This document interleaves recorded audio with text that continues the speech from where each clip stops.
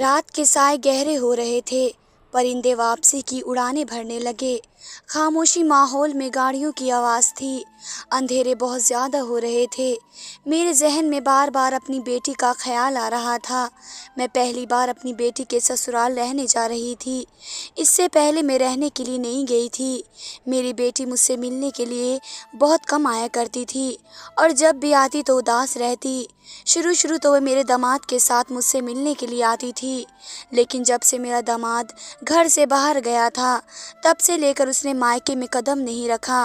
मैं वजह पूछती तो कहती कि अम्मी मेरा घर बहुत अच्छा है, मेरी सास बहुत अच्छी है और मैं अपने घर में बहुत ज़्यादा खुश हूँ और इसी वजह से मेरा घर आने जाने का दिल नहीं करता।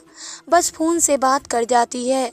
मोबाइल में भी जब वह बात किया करती तो बहुत ही उदास सी महसूस होती, लेकिन मैं अपने आप पर हैरान हूँ कि मुझे अपनी बेटी की उदासी क्यों समझ में ना आई। हालांकि मैं माँ हूँ और माँ ऐसी बातें बहुत जल्दी समझ जाती हैं, लेकिन मैं कैसी माँ थी जो मैं अपनी बेटी की तकलीफ़ को समझ ही नहीं पाई। उसने मुझे कोई इशारा तक नहीं दिया कि वे किस क़यामत से गुज़र रही है। मैं तो उसकी शादी कराकर बिल्कुल लापरवाह ही हो गई कि वे बहुत अच्छे घर में गई है, मेरा दामाद बहुत अच्छा है और मेरी बेटी की शादी बहुत अच्छे घर में हुई है। मुझे नहीं मालूम था कि बेटी के ससुराल जाकर मुझ पर इस किस्म के मसले होंगे, जिसे सुनकर मेरी रूह भी कांप जाएगी। क्या दुनिया में ऐसा भी कुछ होता है? मुझे नहीं पता था। मैं तो एक आम सी रहम दिल वाली औरत थी। मेरा दिल बहुत साफ था। मेरा घर बहुत छोटा सा था, लेकिन अपनी बेटी ससुराल के राज जो मुझे पता चले थे, वे इतने खौफनाक थे कि जिससे पर्दा उठने के बाद इंसानियत से ही एतबार उठ जाएगा। मैं अपनी बेटी की दुआ कर रही थी कि खुदा उसे रहमत से नवाजे।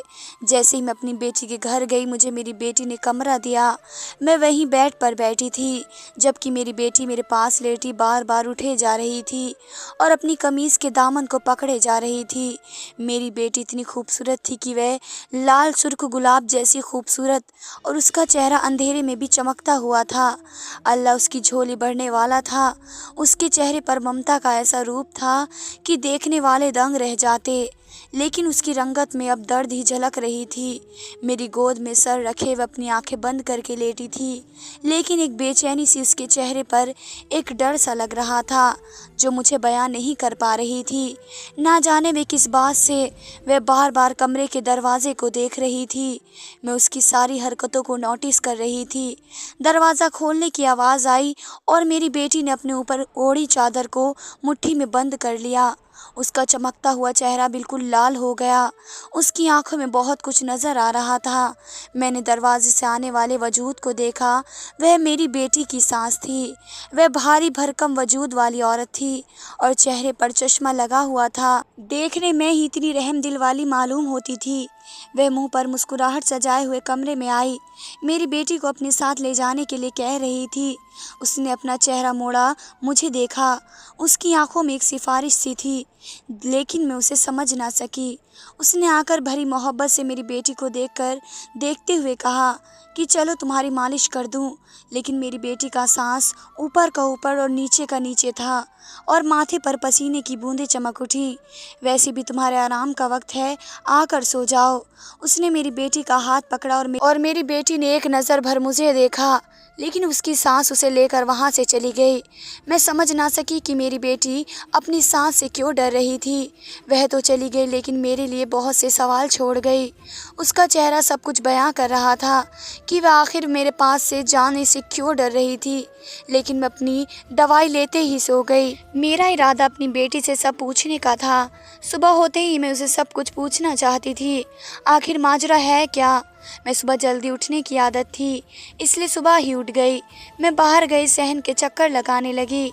मेरी बेटी के कमरे का दरवाज़ा बंद था। मेरे जहन में बार बार अपनी बेटी की दर की वही तस्वीर याद आ रही थी कि वह अपनी सांस को देखकर इतना क्यों डर गई। अपनी बेटी के कमरे का दरवाज़ा बजाया लेकिन जवाब नहीं आया। मैंने दरवाज़ा खटखटाया ज़ोर-ज़ोर से लेकिन कोई जवाब नहीं आया। अब तो मेरा दिल भी ना जाने कब से धड़क रहा था कि किसी अनहोनी ना हो। मैं लगातार दरवाज़े बजाती रही।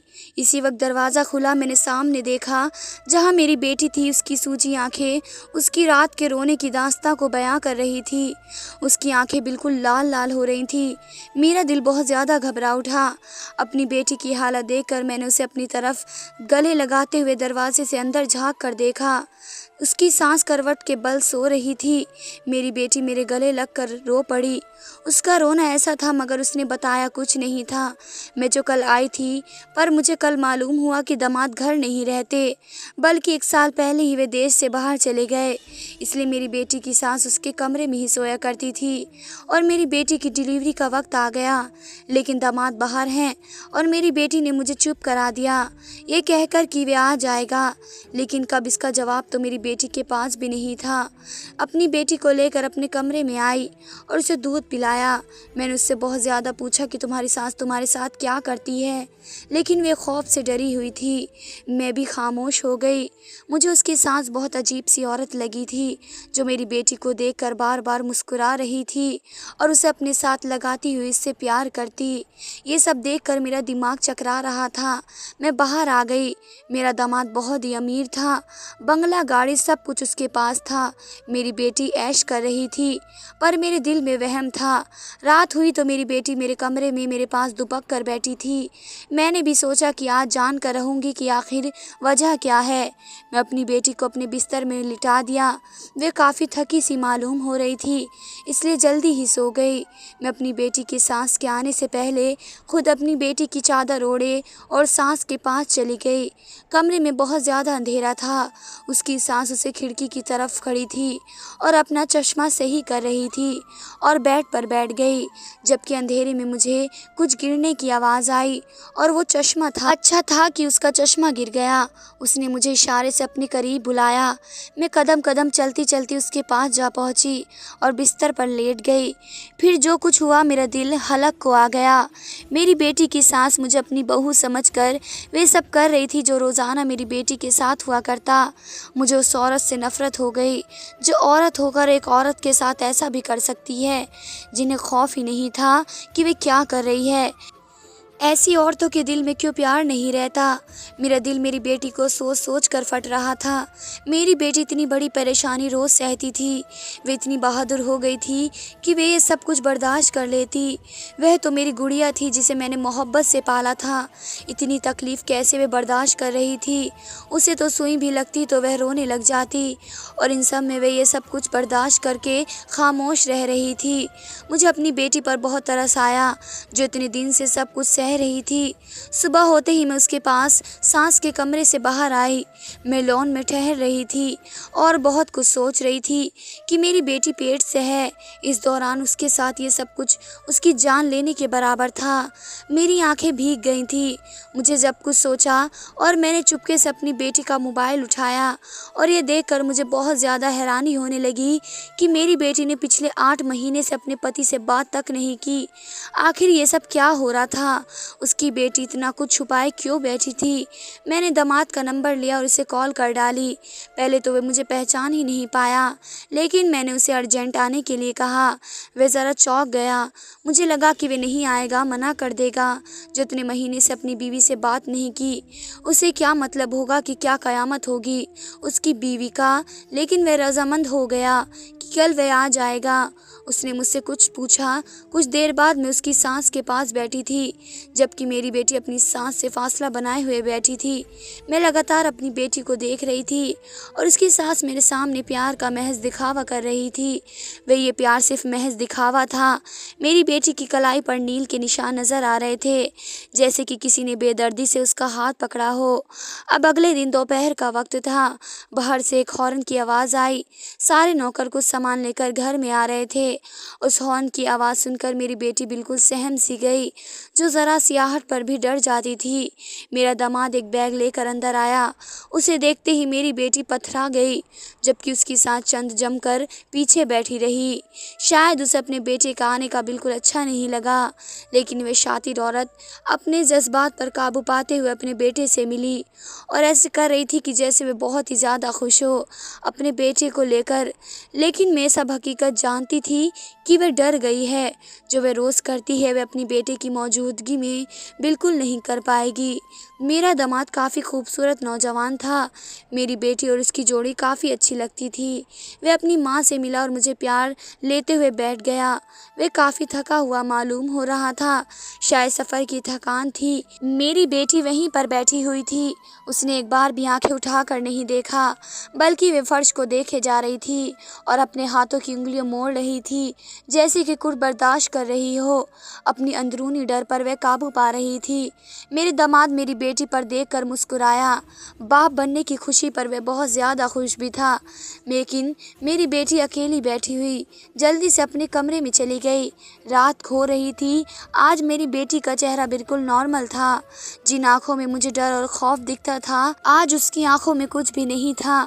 मुझे लगा वह खुश होगी कि वह अपने पति के आने पर, लेकिन वह तो मुंह को सिए बैठी थी, जैसे उसे अपने पति के होने या ना होने की परवाह ना हो। उसे मैंने कहा कि दामाद के पास रहो, हाल चाल पूछो, लेकिन वह टस से मस ना हो रही थी, बल्कि मेरे कमरे में ही बैठी रही। थोड़ी देर बाद दरवाजे पर कोई आया। मेरी बेटी की निगाहें दरवाजे पर पड़ी, लेकिन वहाँ पर नौकर था। साहब बुला रहे हैं बीबी जी को। अब मेरे दामाद का पैगाम देकर वह जा चुका था, जबकि मेरी बेटी हल्की सी मुस्कान के साथ सांस अटक गई थी। मैंने उसे समझाया कि जाओ तुम। वह मेरी तरफ देखकर मेरे बेड पर ही चादर तान कर सो गई और मैं बिल्कुल हैरान परेशान हो गई और मैं कुछ बोल ही ना सकी। कितनी तकलीफ भला कम थी उसकी आंखों में। मैंने सोचा मेरी बेटी अंदर से मर चुकी है, वह बर्दाश्त कर रही थी। आखिर मेरी बेटी ने क्या क्या नहीं झेला था। मैं सुबह होने का इंतज़ार कर रही थी ताकि दामाद को सब कुछ बता सकूं। सुबह होते ही मैंने देखा कि बेड पर मेरी बेटी नहीं थी और बाहर से बहुत तेज़ तेज़ आवाज़ आ रही थी।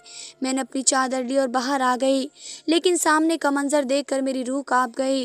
मेरी बेटी सर झुकाए खड़ी थी। उसकी हालत काफ़ी ख़राब थी। उसकी आंखों से मुसलसल आंसू बह रहे थे, जबकि उसकी सास और मेरा दामाद वहीं पर खड़ा था। मेरी बेटी की सास बता रही थी कि मेरी बेटी से बहुत से आशिक हैं, इसलिए वह अपने पति के पास नहीं जाती थी। इतना बड़ा इल्ज़ाम मेरी बेटी के किरदार पर लगाया जा रहा था, मगर वे कुछ बोल नहीं पाई। मेरा दामाद उसे धमकी दे रहा था कि अगर सच नहीं बताया तो वह उसे अभी यहाँ से धक्के मारकर बाहर निकाल देगा। मैं वहीं मुंह पर हाथ रखे हुए खड़ी थी। मेरी बेटी ने मेरी तरफ देखा जैसे वे कह रही हो कि खुदा मैं और कुछ बर्दाश्त नहीं कर सकती, मुझे यहाँ से ले चलो। मेरा दामाद मेरी बेटी को खामोश खड़ा देखकर बहुत भड़क उठा और वह आगे बढ़ती हुई उसने मेरी बेटी के मुंह पर थप्पड़ मारा। तकलीफ से कराहती हुई वह उल्टे मुंह सोफे पर गिर पड़ी और मेरे सब्र का बांध टूट पड़ा और आगे बढ़कर अपने दामाद को पीछे किया और बेटी के सामने ढाल बनकर खड़ी हो गई। मेरा दिल कर रहा था कि उस औरत को जिंदा मार दूं, जो बिल्कुल शैतान जैसी थी, जो अपने ही बेटे का घर उजाड़ रही थी। मैंने अपने दामाद को बताया कि उसकी माँ की क्या असलियत है, जो उसके बाद मेरी बेटी के साथ क्या क्या करती है। उस रात जब मैं उसके कमरे में गई थी तो मुझे पता चला था कि वह औरत नहीं, एक डायन है। ये औरत कहलाने के लायक नहीं है। मैंने अपनी बेटी को संभाला जो बिल्कुल तकलीफ में पड़ी हुई थी। मेरा दामाद होठ बींच कर खड़ा था, उसके माथे पर गुस्सा दिख रहा था। मेरी बेटी को रोज़ ये औरत पीटा करती, जानवरों की तरह, बगैर उसकी हालत का लिहाज करते हुए। जानती हो क्यों? मैंने अपनी दामाद से कहा और वह नज़रें चुरा गया। मेरी बेटी औलाद पैदा करने वाली है, तुम्हारा खून है, लेकिन बदकिस्मती से वह लड़की को जन्म देगी जो कि तुम्हारी माँ को बिल्कुल गवारा नहीं, क्योंकि वे बेटा चाहती है। पूछो अपनी माँ से कि वे रोज़ मेरी बेटी को चुटियों के बालों से पकड़कर कितने ताने देती हैं, कितना मारती हैं। इसका पूरा जिस्म ज़ख्मी है। ये औरत मेरी बेटी को ही मार देना चाहती है। ये चाहती है कि पोता हो। मैंने अपने दामाद को देखते हुए अफसोस से कहा कि वे इतनी महीनों से कैसे बेखबर रहा अपनी बीवी से। मेरी बेटी की सास रो रही थी और चिल्लाकर कह रही थी कि मैं झूठ कह रही हूँ। मेरे दामाद ने मेरी बेटी को देखकर कहा, जो अभी भी रो रही थी। फिर उसने अपनी माँ को देखा और वह औरत उसे यकीन दिला रही थी कि ऐसा कुछ नहीं है। मेरा दामाद हल्के से कदम उठाकर मेरी बेटी के पास आया और उसकी कलाई थाम ली। मेरी बेटी ने सिसकते हुए पीछे होना चाहा, पर मेरे दामाद ने उसकी कलाइयों से कमीज़ का बाजू ऊपर किया और उसकी बाजू पर कभी जगह जगह पर निशान लगे हुए थे। फिर उसने मेरी बेटी के चेहरे को देखा। उसकी गर्दन के करीब बिल्कुल वैसे ही निशान थे जैसे किसी ने गला घोंटने की कोशिश की हो। वे चंद पलों बाद उठा, लेकिन जब उसने नज़रें उठाई तो मैं खुद डर गई, क्योंकि वह दहशत भरी निगाहों से अपनी माँ को देख रहा था। आप भी तो एक माँ हैं, फिर कैसे किसी माँ से आप उसका बच्चा छीन लेना चाहती थी? आप भी तो एक औरत हैं, फिर कैसे बच्चे से नफरत कर सकती थी जो अभी इस दुनिया में आया ही नहीं है? कैसी माँ हैं आप, मुझे बताओ। कैसे मेरा दामाद अपनी माँ की आंखों में आंखें डालकर बोल रहा था। मैंने उस औरत को देखा जो कहने को औरत थी, लेकिन उसका दिल औरतों जैसा नहीं था। औरत का दिल तो नर्म होता है, लेकिन उसका दिल तो पत्थर का था। आपने कहा था कि मैं अपनी बीवी को छोड़कर चला जाऊं। मैं चला गया, पर आपने वादा किया कि आप मेरी बीवी का ख्याल रखेंगी। क्या यही ख्याल है? क्या ऐसे ख्याल रखा जाता है? दामाद ने सोफे पर पड़ी मेरी बेटी का हाथ पकड़े अपनी माँ के सामने करते हुए उसकी गर्दन के बाल हटाए, जहाँ पर ब्लेड के निशान लगे हुए थे। मैंने ऐसे मंजर को देखकर अपनी आंखें बंद कर ली। मेरी बेटी इतना कुछ बर्दाश्त कर चुकी थी। इस औरत की दहशत कितनी हद तक थी। मेरी बेटी ये सब कुछ सह रही थी, लेकिन अब उसकी सांस खामोश थी। मेरे पास एक और राज खुला कि उसने दामाद को भेजा था घर से। मेरे दामाद मेरी बेटी से पसंद की शादी की थी। वे काफ़ी अमीर था, जबकि हम बिल्कुल गरीब। मेरे दामाद ने मेरी बेटी को कॉलेज में पसंद किया था और मुझसे रिश्ता मांगा, और मैंने पहले ही उसे रिश्ता नहीं दिया। लेकिन जब उसकी मोहब्बत देखी तो मैंने उस रिश्ते दे दिया कि मेरी बेटी खुश रहेगी। लेकिन आज ये सब देखकर मुझे अफसोस हो रहा था अपने फैसले पर। मेरा दामाद आज अपनी माँ के सामने खड़ा था। वह मक्कार औरत गुस्से से फट कर बोली कि उसे मेरी बेटी शुरू से पसंद नहीं थी, जिसमें उसका बेटा अपने कब्जे में कर लिया। खानदान के खिलाफ जाकर मेरे दामाद ने शादी की थी, इसलिए जबकि वह अपनी भांजी को लाना चाहती थी। उसे मेरी बेटी को पहले दिन से ही कहा था कि वह उसे जीने नहीं देगी, इसलिए खुद ही छोड़ कर चली जाए। लेकिन मेरी बेटी खामोश रही, इस डर से कि कहीं गरीब माँ के पास दोबारा जाकर बोझ न बन जाऊं। उसके साथ मैं मेरे दामाद को काफ़ी ज़्यादा भड़काया। उसकी सास ने मेरे दामाद को काफ़ी ज़्यादा भड़काया, लेकिन मेरे दामाद ने मेरी बेटी को नहीं छोड़ा। मगर उसकी सास ने उसे जब धमकी दी कि अगर वह घर छोड़कर बाहर ना आई तो वह अपनी जान दे देगी, वह मजबूरन मेरे दामाद को बाहर जाना पड़ा। लेकिन वह अपनी माँ से कह कर गया कि मेरी बीवी का ख्याल रखें। लेकिन उसके जाने के बाद ही मेरी बेटी के साथ ऐसा करती, उस पर रोज़ क़यामत होती। लेकिन जब उसे मालूम हुआ कि मेरी बेटी पेट से है तो वह खामोश हो गई। उसे उम्मीद थी कि पोता होगा, ख़ानदान का वारिस आएगा। लेकिन जब पता चला कि बेटी होनी है, उसने वह दोबारा गुस्से से पागल हो गई। वे मेरी बेटी को मारती, उसे टॉर्चर करती कि बच्चा मर जाए, लेकिन मेरी बेटी सारा जुल्म बर्दाश्त करती। सब कुछ जानने के बाद मेरे दामाद ने मेरी बेटी को रोते वजूद को सहारा दिया। मुझे उम्मीद नहीं थी आपसे, मेरा दामाद गुस्से से कहता चीख रहा था। उसी पर मेरी बेटी खुद को अपने पति के आज़ाद करते हुए अपने कमरे में चली गई। डिलीवरी के वक्त करीब थे, ऐसे ही में उसकी हालत ख़राब थी। अगर आपको मेरी बीवी नहीं कबूल तो इसलिए मैं यहाँ से लेकर जा रही हूँ। मेरे दामाद के अल्फाज ने मुझे भी हैरानी में डाल दिया, जबकि उसकी सास पीछे सर पीटते हुए मेरी बेटी को बद्दुआएं दे रही थी कि उसका बेटा अपने वश में कर लिया है। मेरी बेटी को जाने का कह रही थी, लेकिन मेरे दामाद ने अपनी माँ की एक बात ना सुनी। वे मुझे और मेरी बेटी को लेकर कहीं और शिफ्ट हो गया।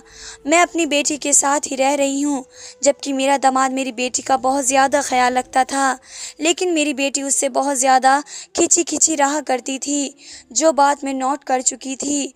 उसके घर अल्लाह ने एक प्यारी सी बेटी दी। मेरे दामाद ने अपनी माँ से कहा कि ज़िद छोड़ दो, मगर वह अपनी बात पर लोहे की लकीर बनाए हुए खड़ा हुआ था। अब मेरा दामाद पीछे हट गया। आज आज बहुत तेज़ हवा चल रही थी। लॉन में बैठी हुई मेरी बेटी सोच में पड़ी थी, जबकि छोटी सी गुड़िया मेरे हाथ में बैठी हुई थी। वे आज भी कहीं पर खोई हुई रहती थी। मैंने उससे पूछा कि वे दामाद के साथ ऐसा क्यों रहती है, जिस पर उसने मुझे खाली निगाहों से देखा। लेकिन जो कुछ भी उसने कहा कि मैं चुप हो गई। वह तो मुझसे मोहब्बत का दावेदार था, फिर मैं मुझे छोड़कर क्यों चला गया। जाने के बाद उसने मुझसे बात भी नहीं की। वह तो भूल ही गया कि पीछे कोई भी बीवी छोड़ कर गया। ऐसे में मैं उसे कभी माफ़ नहीं करूँगी। अभी मेरे जिस्म पर लगे ज़ख्म ख़त्म हो जाएंगे, लेकिन मेरे दिल पर लगी हुई चोटें कभी नहीं ख़त्म होंगी। वह कहती चली गई तो मेरा दामाद जो अभी आया था वह सब कुछ सुन चुका था। मैंने उसे कहा कि बेटा वह सही हो जाएगी, कुछ दिन चाहिए उसे। बस जिस पर सर हिलाकर वह अपनी गलती मान रहा था कि मेरी बेटी उसकी जिम्मेदारी थी, लेकिन वह उसे निभा नहीं सका। वह बहुत शर्मिंदा था। मैं जानती थी कि मेरी बेटी काफ़ी बर्दाश्त कर चुकी थी, लेकिन वे उसे माफ़ कर देगी जल्दी। जितनी मजबूत बेटियां होती हैं उतना मजबूत कोई नहीं होता। ससुराल के लाखों सितम सहने के बाद भी वे घर में कुछ नहीं बताती। लड़कियां बहादुर हो जाती हैं, मजबूत चट्टान के माफिक हर जुल्म अपने ऊपर बर्दाश्त कर लेती हैं। मुझे अपनी बेटी पर फ़ख्र था कि वह अपने घर को बचाने की खातिर मजबूत बनी रही, लेकिन मुझे अफसोस भी था कि वे मुझे बता देती तो ये सब कुछ ना होता।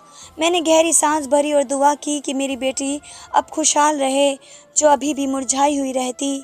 दिन गुजर रहे थे, वक्त का काम था गुजर जाना, और वह गुजर गया।